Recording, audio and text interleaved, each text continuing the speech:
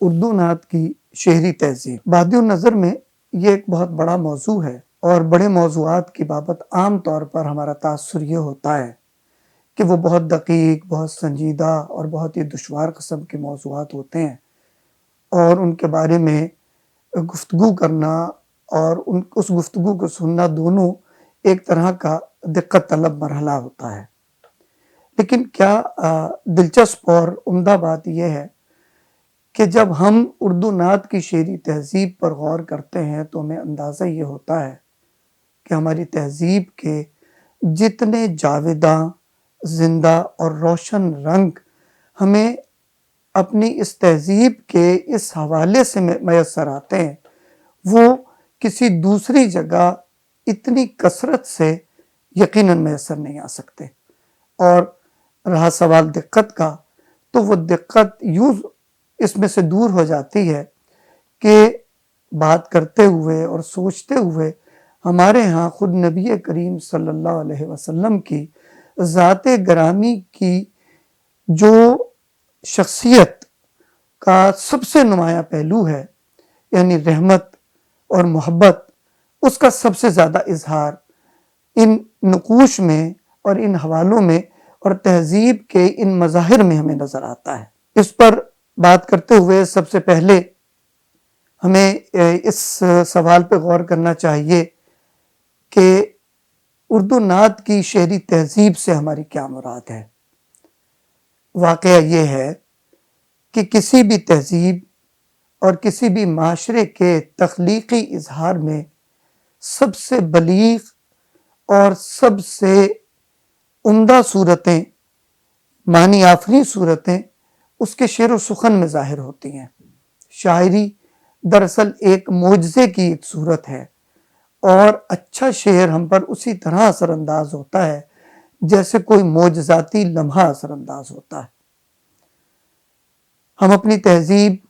اور اپنی نعت کی اس صورتحال کو جب ایک وسیع سیاق و سباق میں دیکھتے ہیں تو ہمیں اندازہ یہ ہوتا ہے کہ ہماری نعت نے ہمارے ہاں شعر کے لہجے، شعر کے اسالیب اور اظہار کے قرینوں پر سب سے زیادہ اثرات مرتب کیے ہیں۔ اس کا سبب کیا ہے؟ اس کا سبب یہ ہے کہ ہماری نعت کی جو شعری تہذیب ہے دراصل وہ ہمارے صرف مذہبی شعور کی پیدا کردہ نہیں ہے، بلکہ ہماری نعت کی تہذیب میں خود ہماری مٹی کا جو خمیر اپنا اثر دکھاتا ہے وہ بھی بہت دلچسپ ہے۔ برصغیر میں اور برصغیر کی معاشرت میں ایک خاص مزاج جو محبت کے اظہار کا ہے،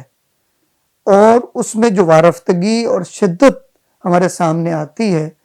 وہ کیفیت ہمیں اپنی شعری تہذیب میں اور خصوصاً نعت کی شعری تہذیب میں سب سے نمایاں طور سے نظر آتی ہے۔ ہماری نعت کی شعری تہذیب کا دوسرا سب سے اہم پہلو یہ ہے کہ ہم نے جو اوضاع، جو اسالیب اور جو قرینے نعت میں اختیار کیے ہیں،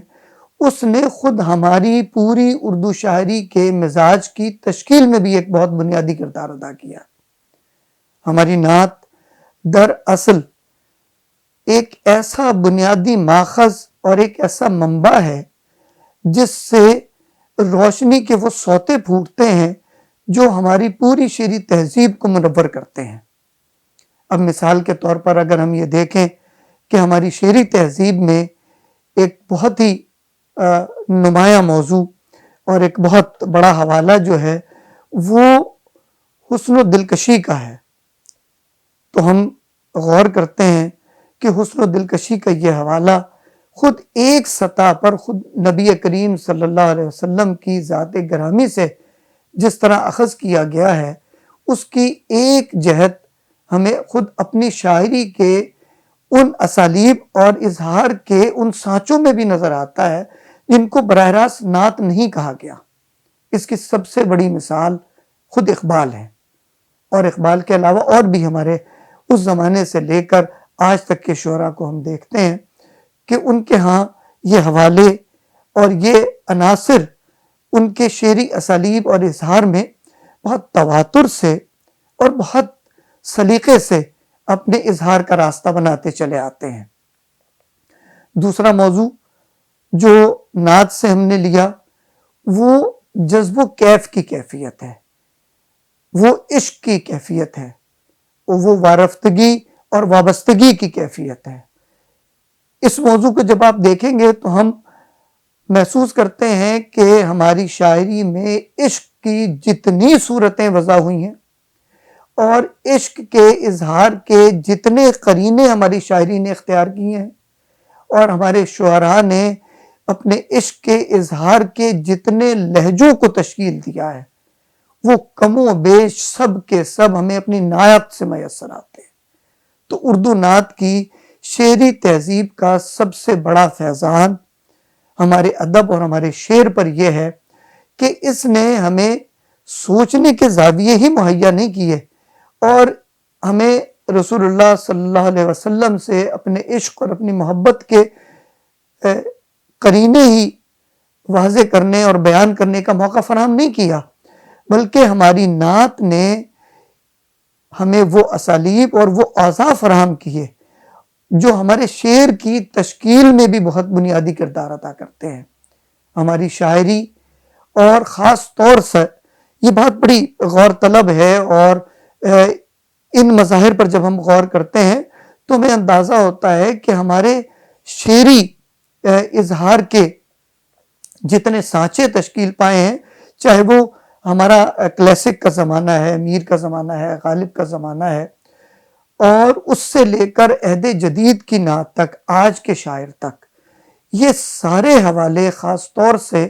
غور طلب اس لیے نظر آتے ہیں کہ ہماری نعت کی تہذیب نے ہماری شاعری کے ان لہجوں، ان حوالوں اور ان صورتوں کی رفت میں بھی ایک کردار ادا کیا ہے۔ اور